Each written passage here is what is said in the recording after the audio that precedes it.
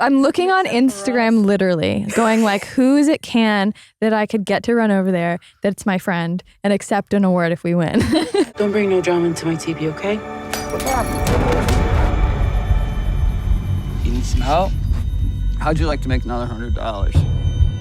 Hello, everyone, and welcome to the Awards Tour podcast. I'm Jacqueline Coley. I'm joined today by our guests. We have a director-paired duo. They recently won the Camera d'Or at the Cannes Film Festival for their debut feature, War Pony. Please help me welcome to the podcast, Gina Gammell and Riley Keough. Both ladies, thank you for joining us. Thank you for having us. No, because I really loved your film, and I got to see it at the Cannes Film Festival, which I think was kind of a testament to it. I woke up very early to catch it at like an 8 a.m. screening, and I was so surprised because when I walked out and I said, I was like, I was expecting trauma, tragedy, reservation, and this was so not that, but I was into this thriller. So I want to start with you with the fact that this, I think, whole story was something that was born of friendship that first started with American Psycho and then sort of took a detour through American Honey and then ended in the American Midwest with the Lakota tribe. And through all of that, that's emotional. Friendship is what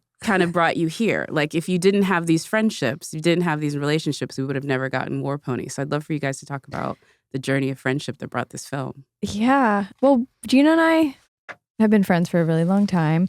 And when I was filming American Honey, I met Frank and Bill in South Dakota in Rapid City, and they were brought in to do like day player work in a scene, and the scene got pushed, and we hung out in a room all day and just talked and became really close. And really, it was just one of those friendships that, you know, I think I was 25 or 26 and they were like 23, and we were just having a really fun time together. And I left and I just really wanted to go back to South Dakota. Like, it's such a beautiful place. And it was summer and it's so beautiful there in the summer. Like, the landscape, like, it's just magical. And so I called Gina and I was like, do you want to go back to South Dakota with me and just like hang out? Like, there was no plans. We weren't as busy as we are now. You know, we didn't really have our production company. Like, we were kind of still in our mid-20s and hanging out. And so she was like, sure. And so I was in Toronto, she was in LA, and she met me in Rapid City, and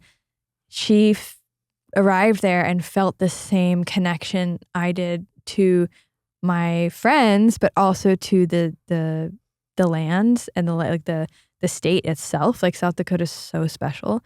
So we just ended up like hanging out with Frankie and Bill and a bunch of other friends, and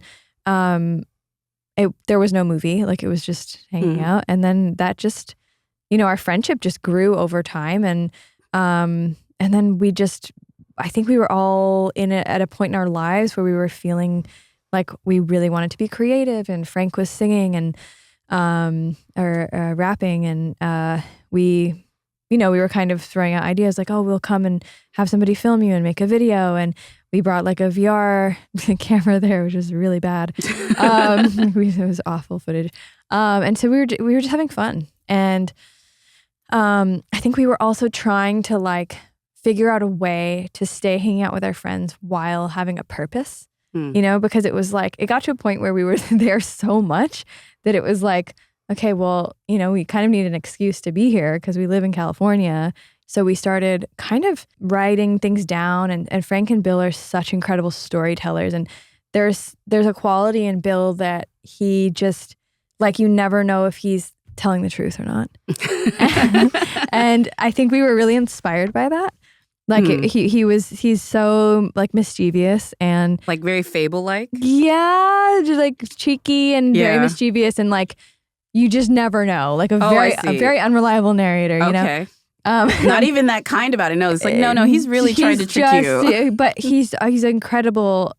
You know, he's just a character, and so incredible storyteller. And so we started kind of writing things down. He like would happen, or he would say. And there was one day that his dog was killed, and we were there, and that was it was a really intense day kind of for all of us, but it brought us together in this way that was like, we were friends, but then we went through this day with him where I feel like became much closer friends. Mm. And that moment and the closeness that we all shared really inspired like story. And there was a strength and a resilience that we saw that was so incredible. Yeah. And it's hard to explain, but it really inspired us to start writing things down that we were seeing, and then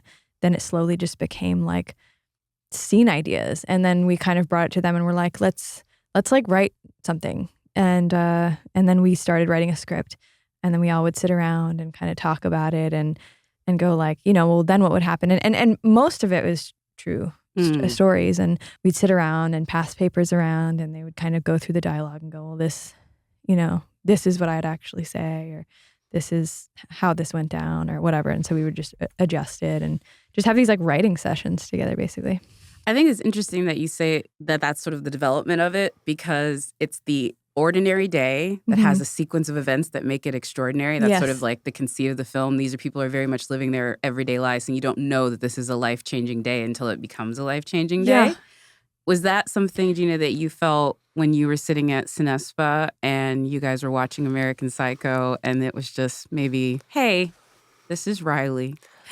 Because I feel like that's people don't make friends like that in LA anymore. I actually think that the experience of meeting Riley and meeting Billy and Frank are quite mirrored for me, because it is this thing where I can look back to the specific day and I'm like, that's the day that my life changed. It was days that in different ways my life changed. And I think that they are both in different ways and also the same ways, like the most meaningful friendships of my adult life. Mm. And so I think that we can like reverse engineer it into,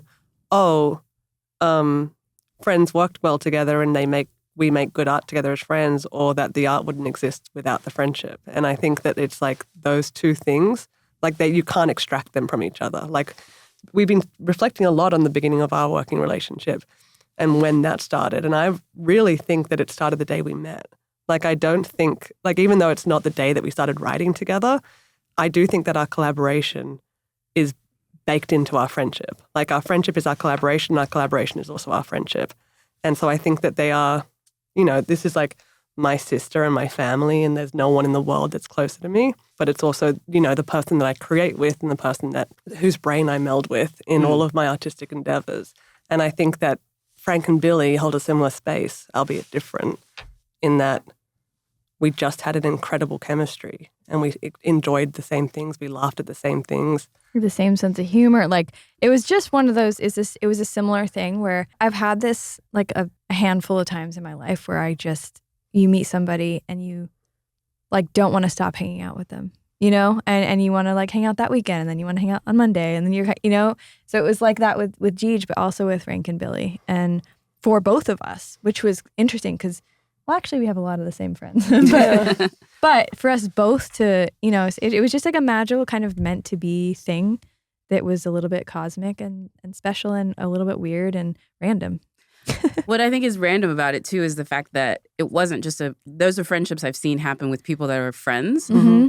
The capacity to then create things together and still be friends afterward is sometimes difficult. And that comes down to, when you're actually doing something, there's division of labor. There's division of emotional and sort of like mental capacity. Mm-hmm. I always love this with directing and writing duos is I find whatever you think the division of labor is, it's probably the opposite. Or in like, if anybody ever got into the details of like when you divide up the pie of making War Pony, who does what?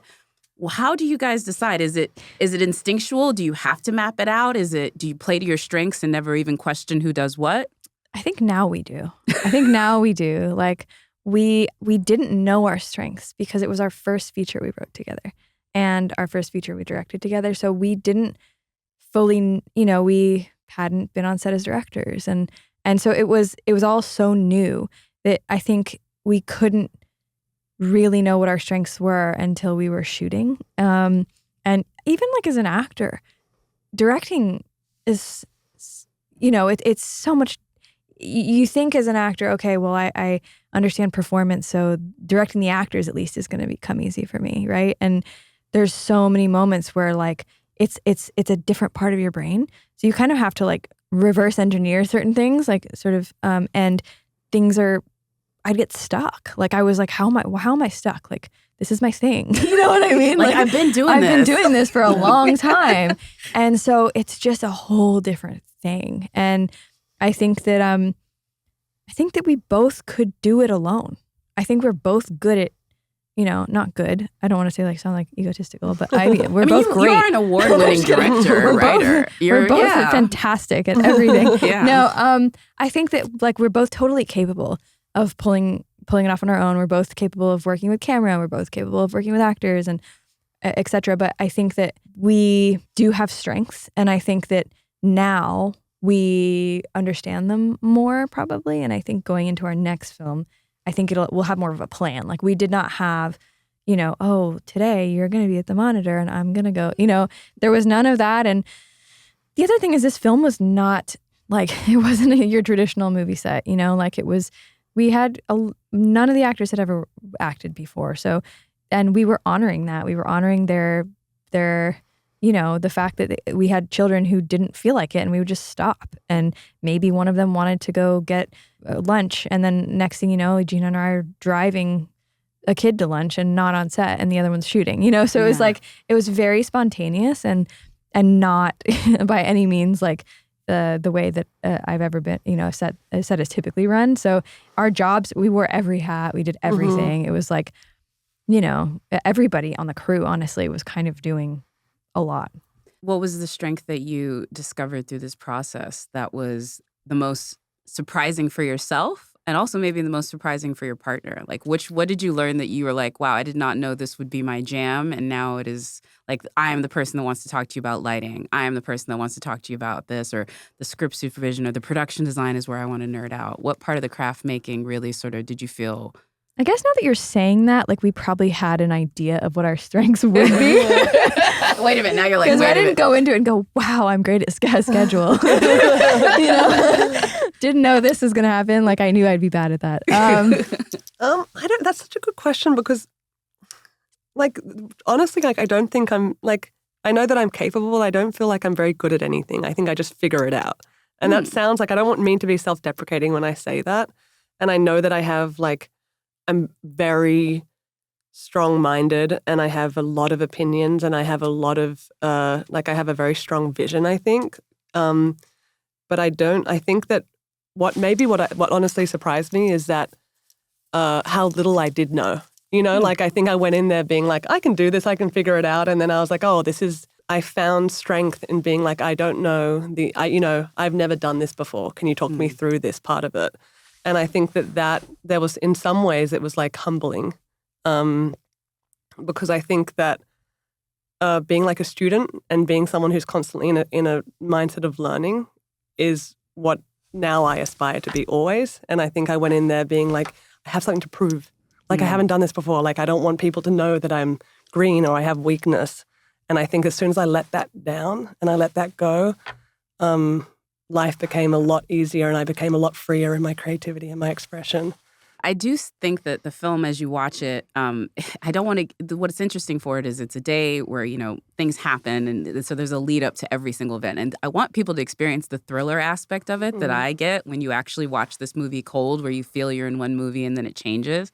However, I would be remiss if we didn't talk about the actors you guys got to direct on screen between Jojo and Ladanian. Am I saying that one right? Both of them, I think, in addition to also what Franklin does as well, all of them, since they were untrained actors, did you rely a lot on your time on American Honey with your choice of that? Or because I felt it was interesting seeing you, again, worked on a film like that where it was mostly unknown actors. Also something like Zola, where this is an authentic storyteller's vision translated to cinema by a director. I see these little touches of things that you've done. Would you say that was part of the reason why you decided to approach the narrative this way? Was that a happy accident that happened afterwards? I think it's just my sensibility. I think it's what I like. And I think that I like watching people and I like the in-between moments and I like the I like authenticity and I like honesty. And non-professional actors can bring that, especially, I'll just speak to our actors because I can't speak to every actor, but they just can bring so much spontaneity and magic in this way that just feels like every moment is exhilarating, and every choice, like there's no plan. They don't come in with a roadmap. They're not like, okay, on this beat, I'm going to, pick up my cup and I'm going to put it right back down. It's like, who knows? They might not pick the cup up and they might walk across the room. And I find that really exciting as a filmmaker and as an actor. And I think those are the types of directors that I'm drawn to. And I think both Andrea and Janixa also like that, So I think it's just what I like. And I've just been lucky to work with directors who make things I like, and work in ways in which I like. I will say this, there's always going to be moments that you have in the script that when you, I think, become the director that you either love or despise. Because now that you're the director having to execute what you wrote, I would love to hear what was your least favorite moment from when it was the script to when you had to make it happen. And then also, what was your favorite moment that your non-sort of trained actors gave you? What was one thing that you didn't expect on the day that sort of dovetailing on what Riley was saying, something new that they gave you? What was the least fun to execute? Yeah, after you wrote it. In the cut, I would say the end sequence, right? No, I don't. I think that's the gas station sequence with Jesse and Jojo. Was that more? I would say for me it would be the turkeys. Oh, set it up. Oh, just the working with the turkeys. The end of the movie. Yeah. Like the whole end sequence. I don't know if that's what you're asking, but it was very different to what I had in my head. Oh yes, that was I see. That and Beast Death actually were the two. Yeah, so the whole end for me was not what I imagined it to be. Oh, that's interesting. I agree with this. And even in shots, entirely. We had grand plans for that ending, and we did not get the grand. And it was freezing, plans. and it was 5 a.m. And we had so few turkeys. We imagined turkey farms and turkeys everywhere, and we were not able to. We actually, I think, got blacklisted from the turkey industry. I don't think they wanted us in their factories to see what was going on. They did. Well, that was the other thing as well. That you don't make the turkey farmer look very great in this movie. I will say he's not a very sympathetic character. That definitely, from page to execution, was the thing that was changed the most and was the most. And I think still when we watch, we're like, ugh. I think we can kind of get behind your ending is great. Well, here's the thing. I feel like the ending not being what we wanted was on us, whereas other scenes not being entirely what was on the page was on life and circumstances.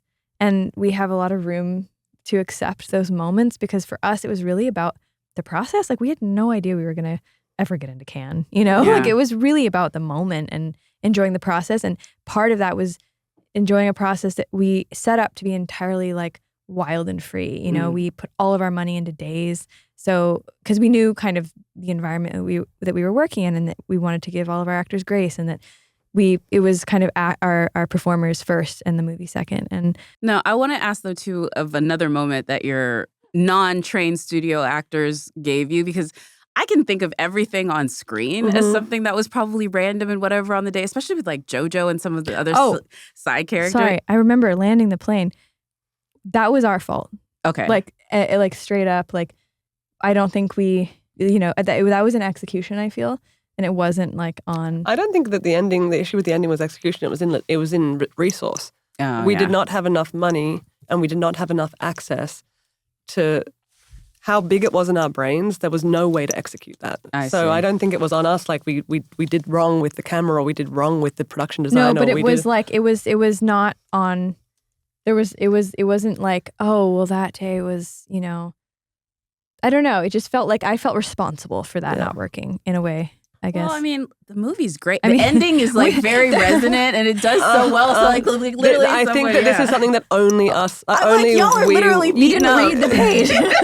Yeah, but also you just asked me what I learned about myself and I was like, I learned that I'm not very good at anything. I'm like, well, who is this person? I've never seen this. I don't know where that came from. Something the actors gave us that was because they gave you the script between so much. I think that there's the script. The thing about the actors is that they were really on book. We rehearsed and we studied so much with the performers that it was really, really on book.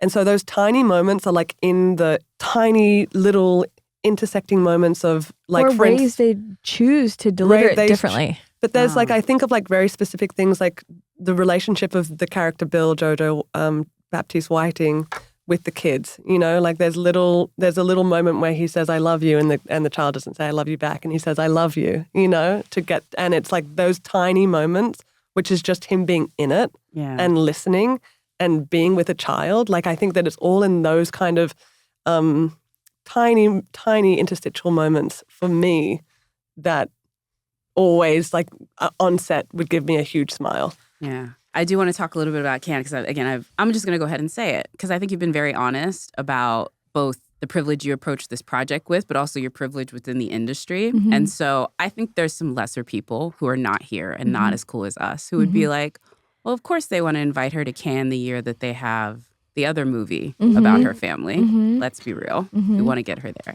But I just love how you guys covered the bet entirely. Like, I believe anybody who's given a lot of privilege can, which is once you get privilege, cover it with what you're able to do. And then you guys won the top prize. Yeah. Was that, I just have to feel like that's a moment for you because you hear you're in Cannes, but then the next email is like, oh, but, and you have to feel, you know? I mean, yes, definitely. Like, we were in shock that we got into Cannes. We were in shock that we were in a certain regard.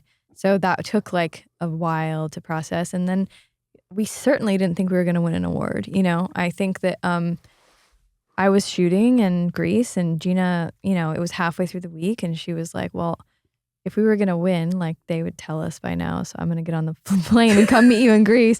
So she gets on the plane and then lands in Greece and we get a call that's like, they would like you to be at the event tonight. And we're like, oh, that must mean we're winning something. But the question is, what are we winning? And is it worth getting on the plane?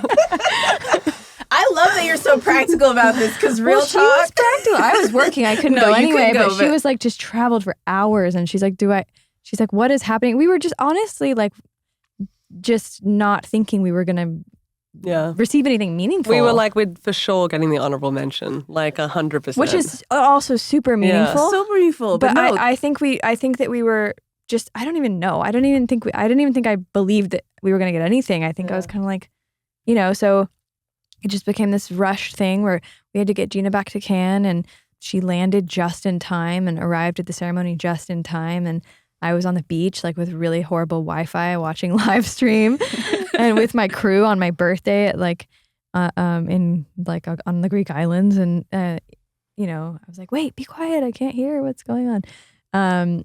And then, you know, I remember they announced the like runner-up award.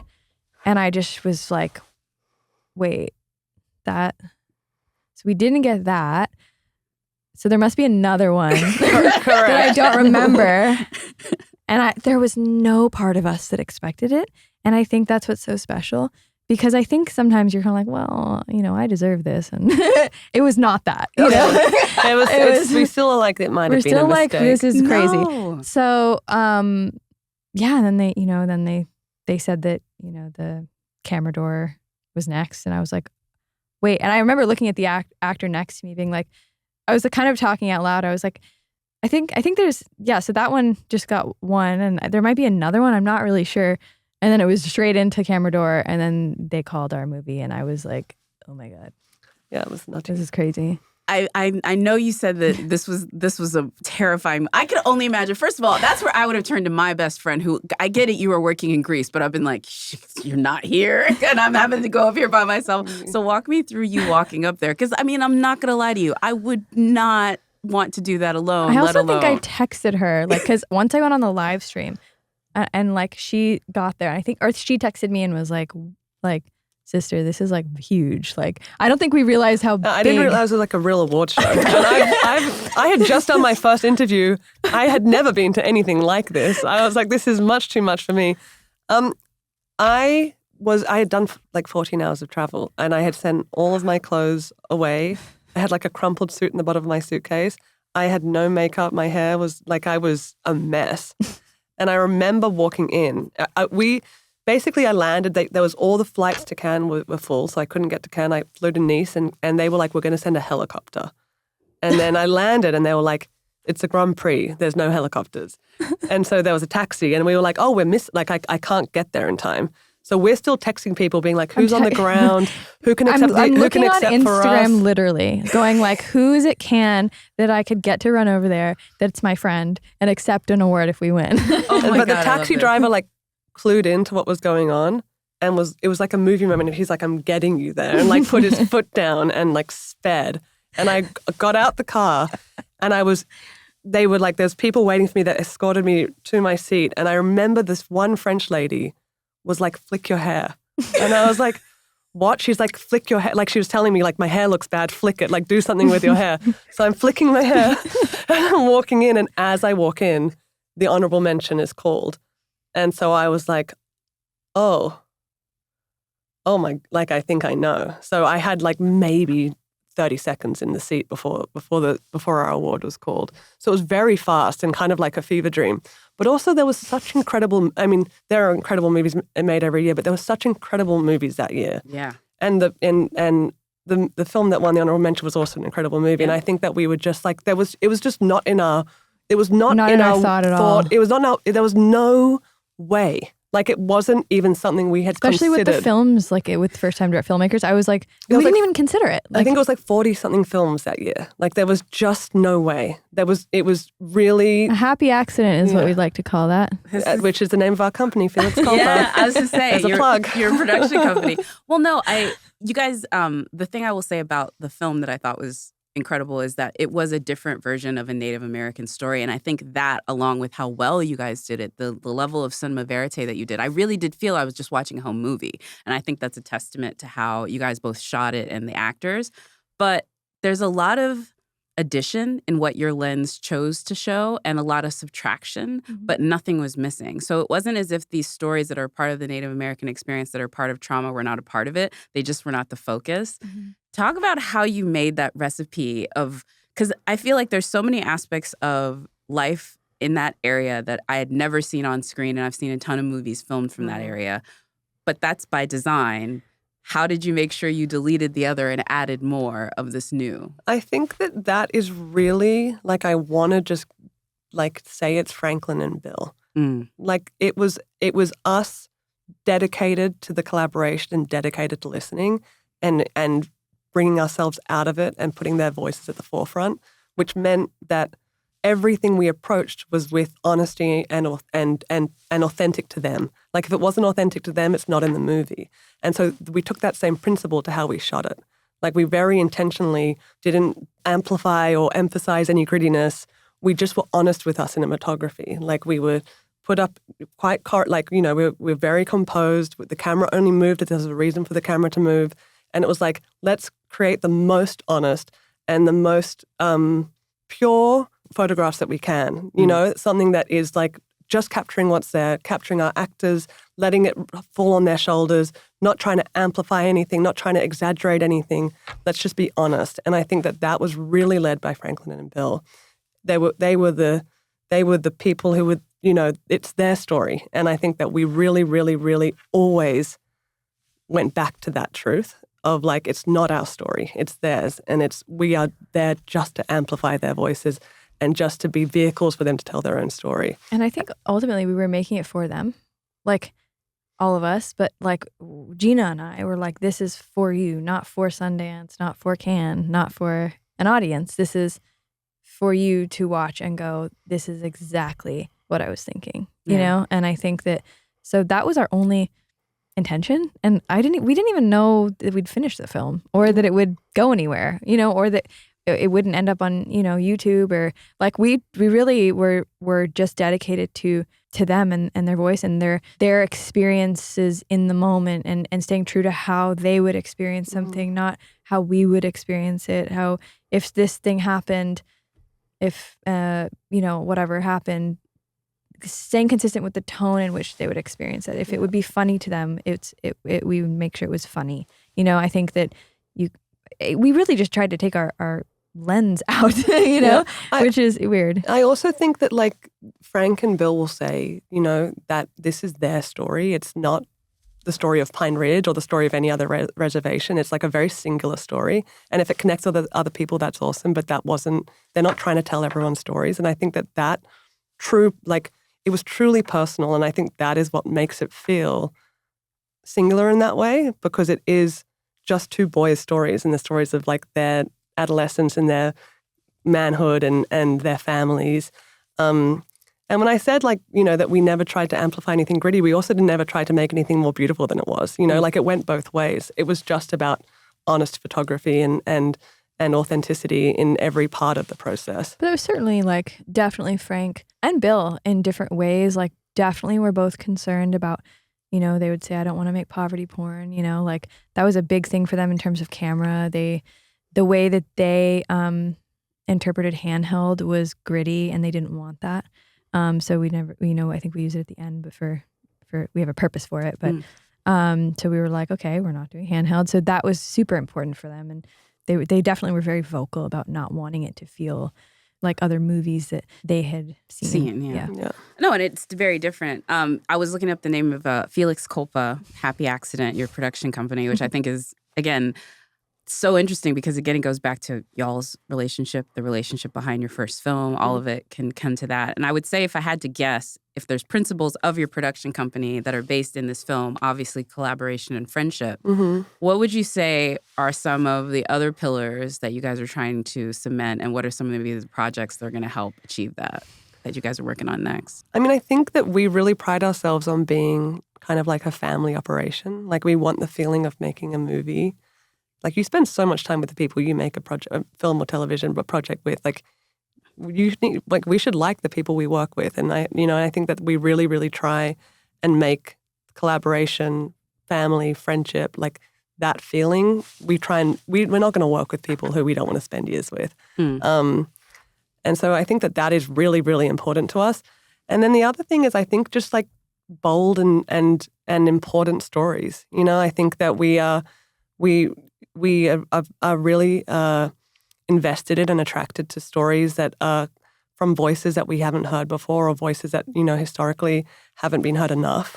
Or like simply things that might put a smile on someone's face. Like we want to inject the world with more love and positivity, as corny and cheesy as that sounds. Like I think that that's really important to us, is that the feeling of making something together and like the fulfillment and the pleasure that we get out of doing that, like how can we be more infectious with that? Because we're only in control of like this little space that we control. And I think bringing that, I don't mean to jump on you, but like into the work environment, because it can be so, when you get into producing and raising money and that kind of thing, there's like a formula that kind of exists. And I think like trying to operate in love and kindness and within, something that already exists, like is important to us too, and protecting artists. And through that process, that can be really overwhelming. That's also important to us at our company. Is there any projects that you can speak of? I know you guys have a book optioned, I believe, that you guys are working on next, or I got that one wrong? Maybe have a few. Yeah, a few. Yeah, a couple. I mean, we're writing our next movie right now. You're right. Look, what can you tell me? This is what is like. I hate listening to IMDb because anytime I tell, is this project your next one? They're like, that's a lie. So tell me what's next, and that way I won't spout IMDb to you. I like to say that like if War Pony is like the heart of the country, that maybe the next one is like the sickness. Okay. All right. I think going into the sickness. She likes to say this. I've never heard that. And she's also like, I don't know what project that is. Like, no, but I think that like, no, you're right. It's like we're going into I think we have like a topic we like, and it's a different like way of exploring it. Okay. Yeah. All right. I will vibe with that. Mm-hmm. Well, thank you. America. Yeah. Well, I want to remind everyone that War Pony is still certified fresh at 92% on the tomato meter. And I want to thank you ladies both for making it and for joining us today. Thank you for having so us. much.